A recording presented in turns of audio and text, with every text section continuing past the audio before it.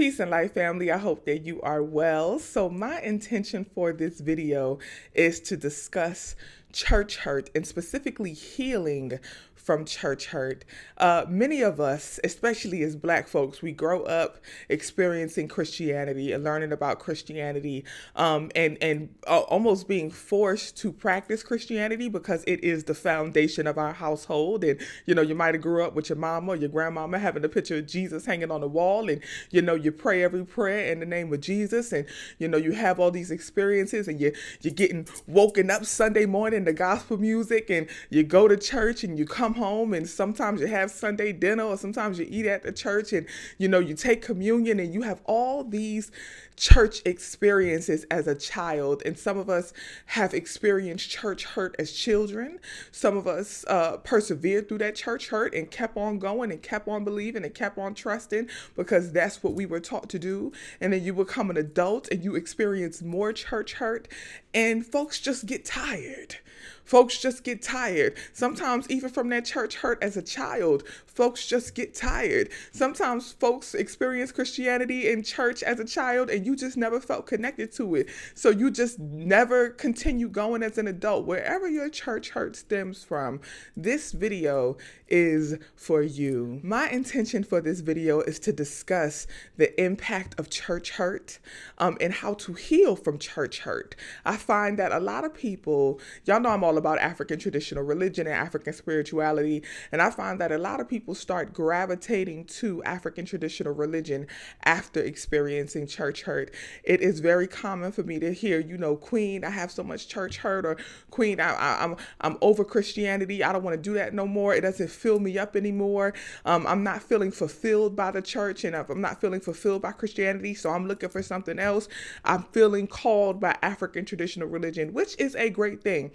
There's nothing wrong with being called to African traditional religion and feeling the urge to return back to your roots. But my intention for this video is to also explain to you how Christianity is also African traditional religion, and Christianity is also a part of our roots. So in order to truly be able to delve deep into and be fulfilled by African traditional religion, and be fed by African traditional religion, we have to heal our church hurt. So let's get into it. Now, as I said earlier, like many Black folks, I too grew up experiencing church. As y'all know, I come from a very religiously diverse family, but there was a phase where my mother had become a minister in a traditional Baptist church. I'm not going to say the church name because that's where the church hurt started. Okay. But when I was about, I would say maybe like 10 to 12, somewhere around that time, my mother had become a licensed minister in a traditional Baptist church. And I say traditional Baptist because everybody know you got the traditional Baptist and you got the full gospel Baptist. And a big difference is, traditional Baptists, they don't necessarily believe in speaking in tongues and, catching that ghost. They're very, traditional. This is the day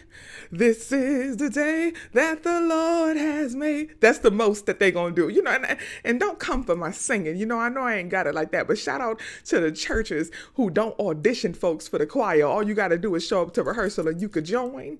That type of church. That was my type of church. Validate this voice, validate these vocals. Okay. And shout out to the singers who used to be so irritated, the real singers who got to try to hold that note and maintain that note while you trying to find yours. Okay, y'all made me feel seen. Okay, that was a little church hurt too. No. But seriously, there was so many positive experiences that I did have in the church as a child. I was a child who loved the music. I loved, all the gospel songs, and I was a big Vicki Winans fan. You hear me what I say?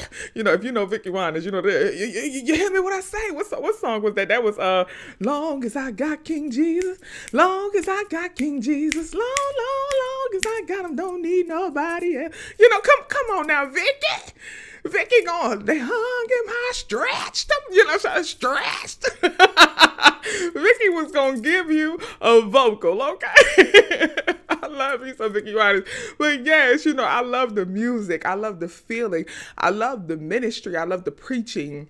I was very in tune, and I would listen to the sermons. And I can remember several sermons as a child that really impacted me. You know, the story, the Mother's Day story that all the preachers preach about the two mothers that was fighting over the child, and one mother claimed that the child was hers because she had rolled over on her baby and killed her baby, and then she tried to claim that the other woman baby was her baby. And in court, the judge was like, I will decide who baby this is. Matter of fact, we ain't even gonna decide. I'm gonna just cut the baby in half, and you can have the baby, you can have the baby. And one of the mothers was like, no, don't cut my baby. She could keep him. She could have him. Just keep my baby alive. And the judge said, that's the real mama. I never forgot that sermon. That thing impacted me so hard because she was willing to let her baby go just so her baby could live. And that's how the judge knew this is the real mama. You know, as a child, I used to listen to these sermons and listen to these messages and really try to apply them to my life. And I really, really loved I loved it. Once I got to church, I loved being there. Of course, like many kids, I did not want to get up on Sunday morning. I did not want to experience that, but I loved the church. And it was where, you know, we had friends, and it was a positive experience for the most part until I watched my mother be invalidated in the church, until I saw the drama that she was going through as a woman who was a minister in the church, and, you know, having issues where she couldn't go preach at certain churches because, you know, that certain churches don't allow women in the pulpit, dealing with sexual assault in the church, and having the pastor invalidate that experience and being forced to sit on the pulpit with the same minister who tried to sexually assault her, and there was all kind of experiences that was happening within the church, you know, and that was where my first church hurt and church disappointment occurred. And then growing older, and you know, of course, I fell out of church. You know, my mom had stopped going, and, you know, we kind of fell back out of church. And then as I got older, I started going back when I was in college, and, you know, there was more drama in different churches. And, you know, a lot of us experience these things. You may have been going to church and dealing with Christianity, and you may have experienced church hurt through the pastor, through ministers, through the congregation, and the people you're supposed to be fellowshipping with who don't embrace you, and they talking about you. And for the people who experience the type of church hurt where you get completely rejected by the church for how you look or what you wear or what you say, you know, you don't necessarily fit in with the traditional church. All of that constitutes church hurt. Anytime that you are looking for a community, because that's what really the church is supposed to be. The church is supposed to be a community, right? Where we go and we're embraced and we're loved on and stuff like that. And you know, when rejection occurs in the community that you're told is supposed to love you and embrace you and pray for you, and you know, y'all supposed to be working together through different times and moments in your life and all of this stuff. When you're rejected by that community, you're talked about by that community, you're invalidated by that community, that is hurtful, and it's almost more hurtful than family. Church hurt is almost more hurtful than family hurt. And I say that because you can't choose your family, but you choose to love your church members. You choose to love your church community. And when the people that you are seeking love from and the people that you're choosing reject you, that hurts almost worse than the people that you were forced on, which is your family, or that was forced on you, which is your family. So church hurt can be more hurtful than family hurt. So for anybody out there who is experiencing church hurt, you feel church hurt for whatever reason, your experience is valid.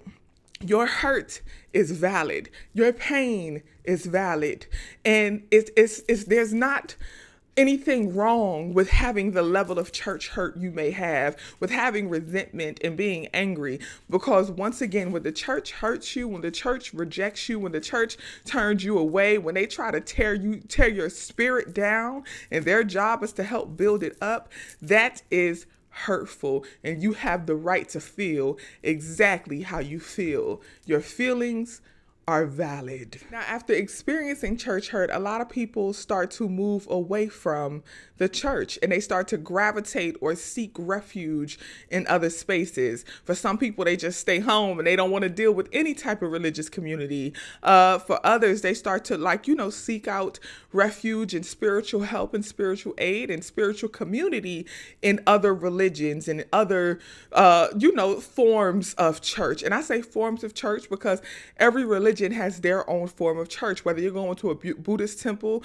you're going to the mosque or the masjid for Islam, the Hindu temples, everywhere has their own form of church, because church is simply a house where folks congregate with a similar intention to worship and to build your spirit, or to build their spirit as a collective, as a community. That is all church is. And every religion has that collective, that communal congregation that occurs for the most part, right? Including African traditional religions. And I say that because as someone who practices African spirituality, African traditional religion, and I talk about it a lot and I teach about it a lot of folks come to me after experiencing church hurt, and they're looking for that community. They're looking for that collective where they can grow spiritually, and then they begin to turn to African traditional religion. My biggest advice is always, you have to heal your church hurt before you go to any place else to be a part of a collective. You have to heal as an individual. Heal that church hurt. And the reason I say heal that church hurt is because if you don't heal that church hurt, you are going to bleed over everyone in that new community. You are going to bleed on folks who did not cut you. And also, you may attract the same thing that you attracted in that church. And this is not to say that whatever church hurt happened is your fault. This is not to say that. This is not to say that at all. What this is to say is that when you carry hurt and you carry resentment and you carry anger for one space, that energy is dwelling within your body. And if you believe in manifestation, if you believe in the law of attraction, what is dwelling within you, the vibration that you are on, is what you will attract. So if you are carrying that hurt, you're carrying that resentment, you're carrying that anger, you are going to attract that anywhere you go. Because let me tell you, come close. That foolishness that you experienced in the Christian church is going to happen and does happen in many other places, in many other religions, many other forms of church. It happens in African traditional religions too. I say that because in African traditional religions, we have what's called ilays or houses. And these ilays or houses are headed by godparents, people who would be your godparents. And they're babalarishas or iyalarishas or babalawos or iyalawos and things like that. Basically priests and high priestesses, right? So they would be the form of the pastor or the minister of the church, right? So that's who heads these houses, these spiritual houses. An ilay is a spiritual house. Your babalawo or your iyalawo is the pastor of the house, right? Foolishness occurs in houses across religions. Foolishness occurs in temples across religions. No space is exempt. No space is exempt from foolishness. There's good and there's bad spiritual houses in every religion you will go to. The question is, can you see through the foolishness? Will you be able to spot it, spot the red flags, point them out, and then decide what you're going to do? Are you going to deal with them red flags, or are you going to walk away? That is why you have to heal your church hurt before you move to any other religion, including African traditional religion. There's good and bad in every religion. There's ups and downs, highs and lows. There's crooks and scammers. There are pedophiles and sexual predators. There's all of that in every single religion. There's folks who gonna talk about you. There's folks who gonna reject you. There's folks who gonna tell you that your white ain't white enough, that you ain't, they don't think that you ready for the level that God is elevating you to. There's There's folks who's going to try to block your blessings. There's folks that's going to tell you you don't deserve to be crowned with a certain head or risha, or they don't think you ready for that. You're not ready for Iyawo. There's folks who you too young, or you too old, or you too this, you too that. You're not enough this, you're not enough. There's folks like that in every single religion. Trust me when I tell you. Trust me when I tell you, they're everywhere.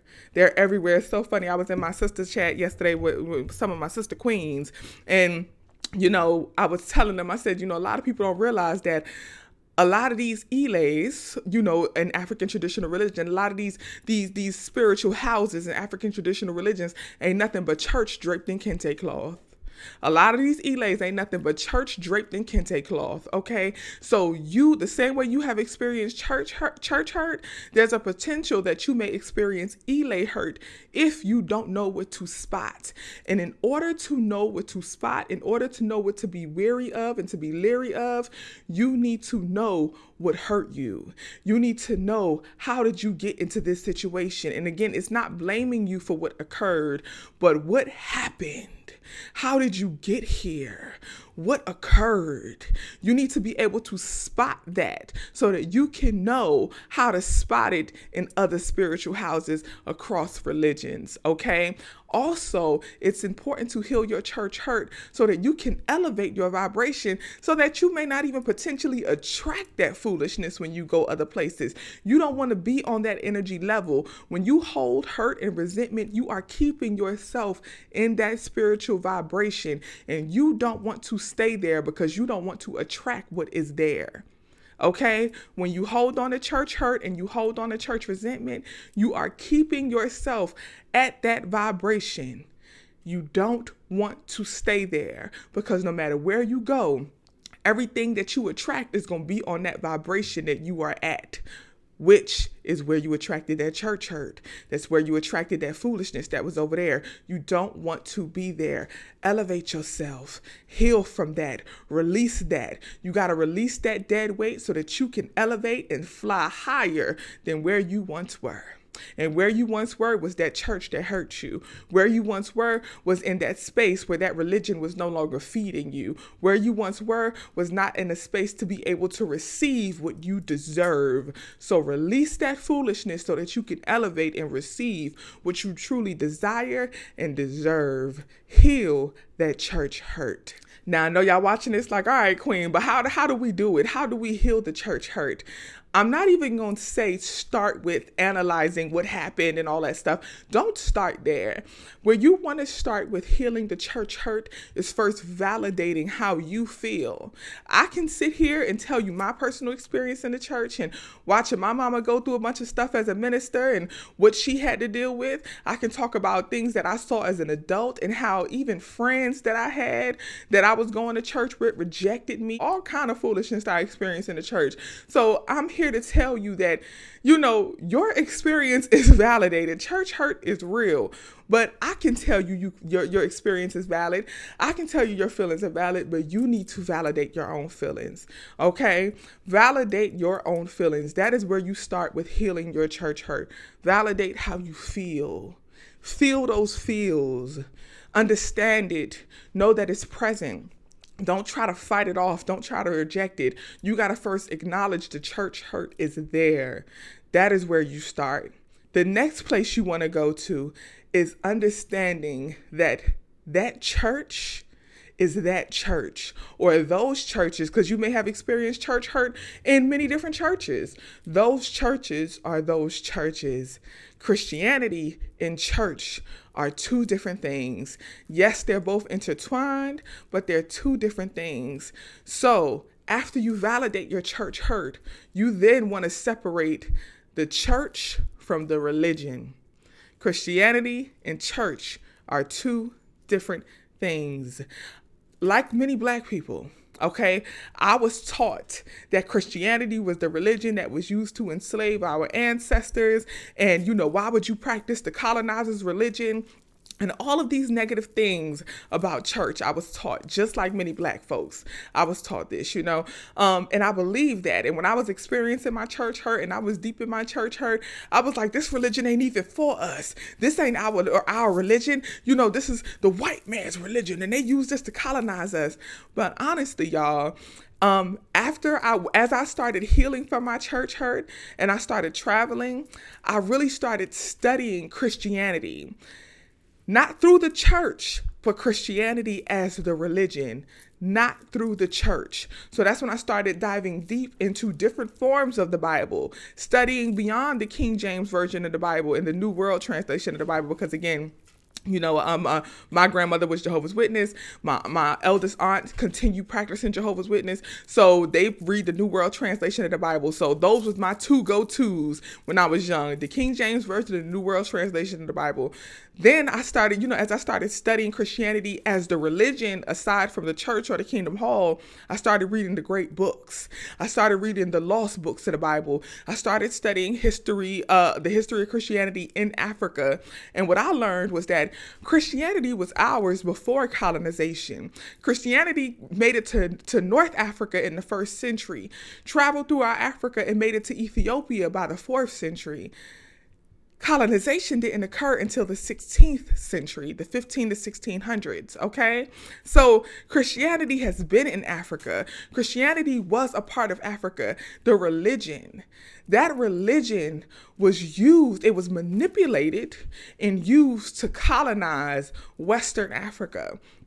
So what did I do? As I traveled East Africa and I went to Ethiopia and Egypt, I went to the Ethiopian Orthodox Church and I started studying. When I went to Ethiopia to study African spirituality and African traditional religion there. I went to Shashamane to go see the Rastas. And if y'all don't know, Shashamane is the land in Ethiopia that Emperor Haile Selassie dedicated to the Rastafarians so that they can have a place to repatriate when they were ready to return to Africa. So I went to Shashamane and studied with the Rastas. And I also went to the Ethiopian Orthodox Church and I studied Christianity. And I had the privilege of going to the museums and seeing some of the original Bibles that were used in the 4th century and 5th century.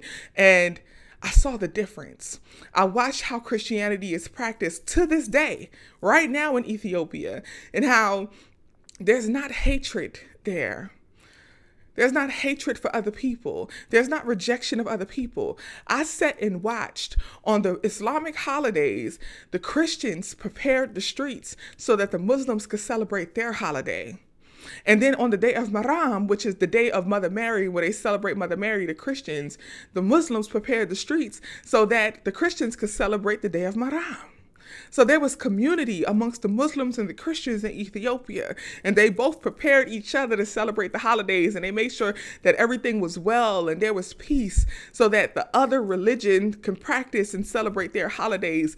That is true Christianity. That is the original form of Christianity. It's not rejection. It's not hatred. It's not colonization. It's not oppression. It's not fear. It's peace. It's love.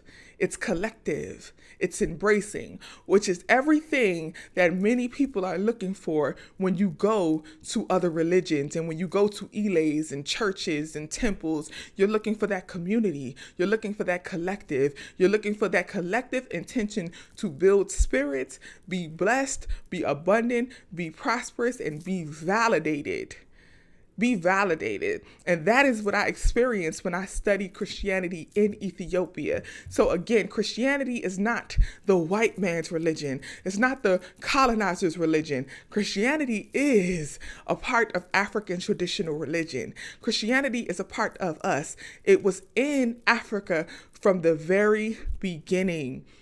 From the very beginning, Christianity was there and it's still there. If you have the opportunity, if you have the finances, if you have the time, please, I urge you, travel to Ethiopia, go to Addis Ababa and see how the Christians practice. Go to Shashamane and see the Rastas and how they have incorporated Christianity in Shashamane and see the collective love between the Muslims and the Christians and the Rastas in Ethiopia and how they help prepare each other and love on each other, and I'm I'm not saying that in Ethiopia ain't nobody experiencing church hurt or foolishness, because again, that occurs any and everywhere. But the question is, are you more concerned with the church or the religion? Are you more concerned with the church or the religion? Have you separated the church from the religion? Please, I urge you to separate the two. So validate your church hurt. Understand that you have the right to feel how you feel. And then begin studying Christianity as a religion before looking for another church or another temple or another safe space where you can commune as a collective. Separate the religion from the church, because this is what you will have to do no matter what religion you move to.